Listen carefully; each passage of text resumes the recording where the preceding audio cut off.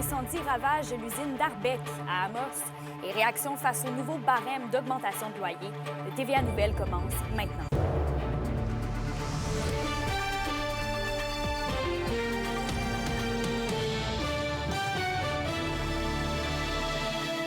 Bon mercredi, merci d'être là pour le TVA Nouvelles. On débute le bulletin à Amos, alors qu'un important incendie a ravagé l'intérieur de l'usine de transformation de bois d'Arbec. Les services d'urgence ont été appelés à se rendre sur les lieux vers 16h30 en fin d'après-midi hier. 45 pompiers en provenance d'Amos, Landrienne, Lacorne et Saint-Marc-de-Figuerie sont intervenus jusqu'à 22h. Le brasier s'est déplacé vers le toit du bâtiment de 3 étages. Tous les travailleurs ont pu être évacués, heureusement, à temps et personne n'a été blessé. Mais il est encore trop tôt pour évaluer l'entièreté des dommages. La ville d'Amos avait demandé à sa population de diminuer leur consommation d'eau en raison de l'importante quantité nécessaire pour combattre les flammes. Et dans le dossier du logement, le tribunal administratif du logement a établi la hausse moyenne suggérée pour les augmentations de loyer pour l'année 2025 à une augmentation de près de 6 %. Et Alexandre, c'est un rapport qui était attendu. Comment cette possible augmentation est perçue dans la région? Avec beaucoup de surprises, Kémilia. Selon le TAL, ce qui est suggéré, c'est une hausse de 5,9 % pour un logement non chauffé. Et 5,9 % d'augmentation d'une année à l'autre pour votre logement, c'est un record de plus de 30 ans. Vous allez pouvoir le voir à l'écran depuis 2021. La grille de calcul que propose le TAL permet de déterminer la hausse réelle ou tolérée pour chaque logement, donc une hausse que pourrait demander votre propriétaire au locataire. Vous le voyez, le fameux 5,9 pour l'année 2025. Pour vous donner une idée, là, sur une année complète pour un loyer mensuel de, disons, 1 000 $, on parle d'une augmentation possible d'environ 700 $. J'en ai discuté plus tôt aujourd'hui avec Frédéric Duret de l'Association des locataires de l'Abitibi-Témiscamingue et il m'a confié que depuis le mois de septembre, le nombre d'appels de gens qui n'arrivent plus à payer leur loyer a explosé et là, cette nouvelle est donc pour lui un mauvais présage de plus pour l'année 2025. On peut l'écouter. Il y a quand même, les propriétaires vont en profiter. C'est à 6 %, c'est fait 30 ans qu'on n'a pas vu ça. C'est sûr qu'il y en a plusieurs qui vont s'essayer. C'est sûr que les gens vont tomber en précarité encore davantage là, avec ces hausses de loyer. Moi, je trouve ça vraiment... Je déplore cette situation-là. Puis, ça fait longtemps qu'on en parle qu'il y a une crise du logement. Même la CAQ a reconnu qu'il y avait une crise du logement. Mais il n'y a rien qui se fait pour aider notre monde. Alors voilà, Kémilia, je vais m'entretenir aujourd'hui avec d'autres intervenants de la région. Je vous reviens ce soir avec un reportage complet sur la situation. Parfait. Merci, Alexandre. Au plaisir. La question du jour TVA, une présentation de Mobilier Bélan qui vous offre depuis plus de 50 ans un service de qualité et un grand choix de matelas mobilier électro au prix compétitif que vous recherchez. Craignez-vous une augmentation du prix des loyers? Pour voter et commenter, rendez-vous au tvaabitibi.ca.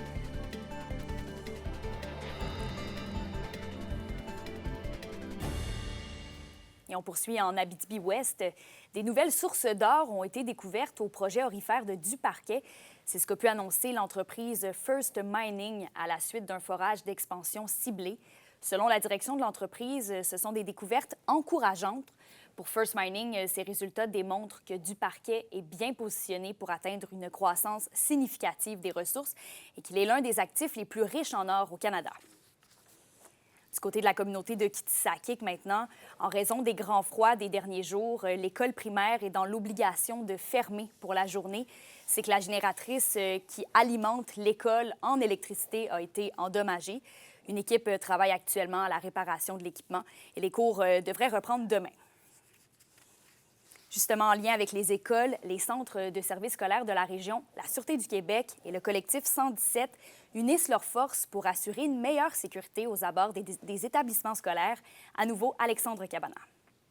En hiver, vigilance et distance. C'est le message de toute l'équipe qui font front commun afin de sécuriser les abords des zones scolaires. Une importante union pour la sécurité des jeunes. Ça fait 2 ans que le Centre de services scolaires de l'Orée-des-Bois a joint le collectif 117, donc la campagne « Fais pas l'autruche ». Cette année, la région a décidé, l'ensemble des centres de services scolaires de la région a décidé de se mobiliser et de joindre le collectif. L'ensemble des centres scolaires de la région emboîtent le pas dans un réseau, dans une démarche commune pour encore plus faire des démarches de prévention et de sécurisation de nos milieux scolaires où une de nos ressources les plus importantes, les plus vulnérables sur la route est présente, c'est-à-dire nos jeunes. Sensibilisation, affichage, prévention, c'est toute la région qui est en campagne, car il le rappelle, un accident est un accident de trop. Un projet qui va mobiliser l'ensemble d'une région et qui va pouvoir sensibiliser par le fait même l'ensemble d'une région. Si on travaille tous main dans la main, ensemble, à la sécurité de nos élèves, qui sont aussi les enfants de tout le monde, donc ça va juste faire des environnements beaucoup plus sûrs. La Sûreté du Québec, le ministère des Transports, les municipalités, les brigadiers scolaires, les transporteurs d'autobus, le CISAT, tous ces gens-là qui se mobilisent aujourd'hui pour dire à l'ensemble de la communauté, bien, notre priorité, c'est la sécurité aux abords des écoles, c'est de protéger nos enfants. La campagne Fais pas l'autruche, qui roule depuis déjà quelques temps dans la région, s'est d'ailleurs trouvé une nouvelle mascotte. C'est qu'on a une nouvelle mascotte par rapport au milieu scolaire qui s'implique dans la campagne Fais pas l'autruche pour que l'ensemble des usagers, piétons, vélos et automobilistes aient des comportements sécuritaires en bordure de nos écoles et autobus scolaires.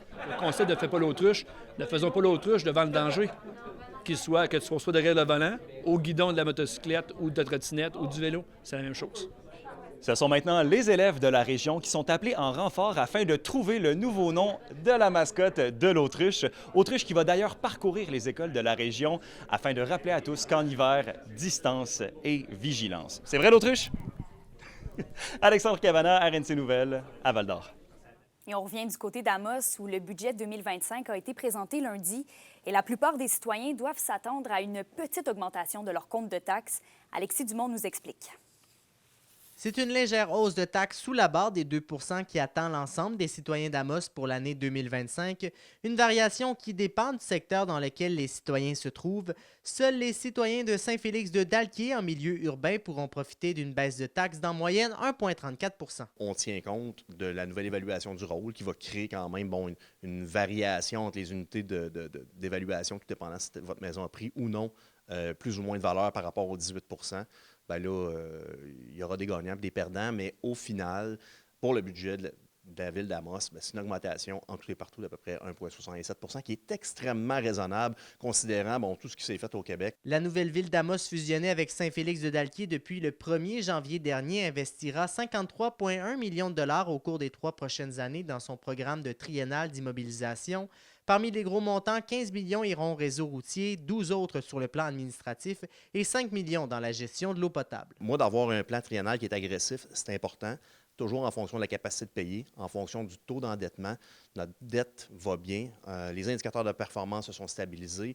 Il ne faut pas nécessairement rentrer dans des dépenses farfelues, mais il faut quand même s'assurer que nos infrastructures vont être de qualité. Amos souhaite également faciliter l'accès aux infrastructures sportives alors que la ville réduit de 22 % les tarifs sur plusieurs plateaux sportifs. On a donné le mandat à nos équipes de dire, écoutez, là, peut-être qu'on serait dû de revisiter toutes nos tarifications, soccer mineur, baseball mineur, comment est-ce qu'on charge pour louer la glace du complexe sportif. À savoir qu'on a des chiffres d'utilisation, on a une meilleure idée de comment est-ce que ça nous coûte. Ça fait quelques années que le complexe est en fonction. Bien, on est venu à une baisse moyenne de 22 % de nos tarifications. Alors, ce qu'on dit à la population, c'est qu'on est fiers de nos infrastructures, sont sécuritaires, sont de qualité. Maintenant, appropriez-vous-les, puis venez faire du sport, venez bouger. Pour ce qui est de la dette, la ville d'Amos dit se situer dans un plateau stable et qu'il ne s'agit pas d'un enjeu nuisible pour le moment. Rappelons que la dette de la municipalité s'élève aujourd'hui à 55 millions de dollars.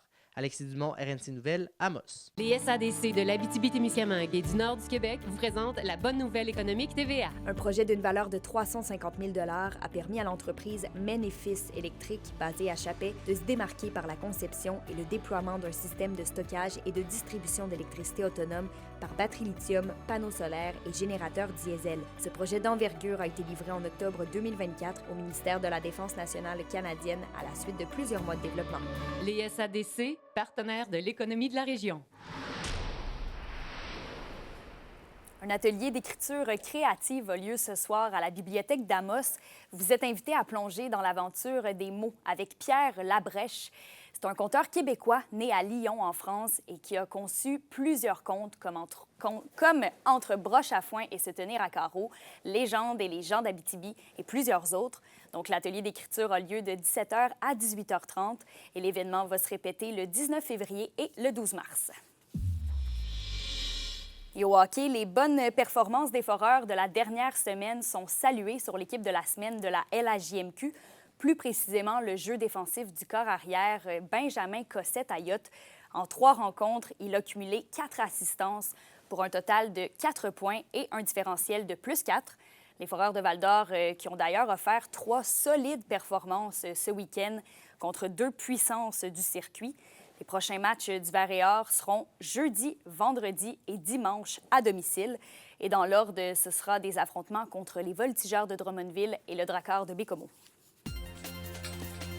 Pour une nouvelle importante à nous communiquer, contactez-nous, nouvelles au pluriel, @rncmedia.ca, par téléphone au 1-866-463-4636 et notre site web tvaabitibi.ca.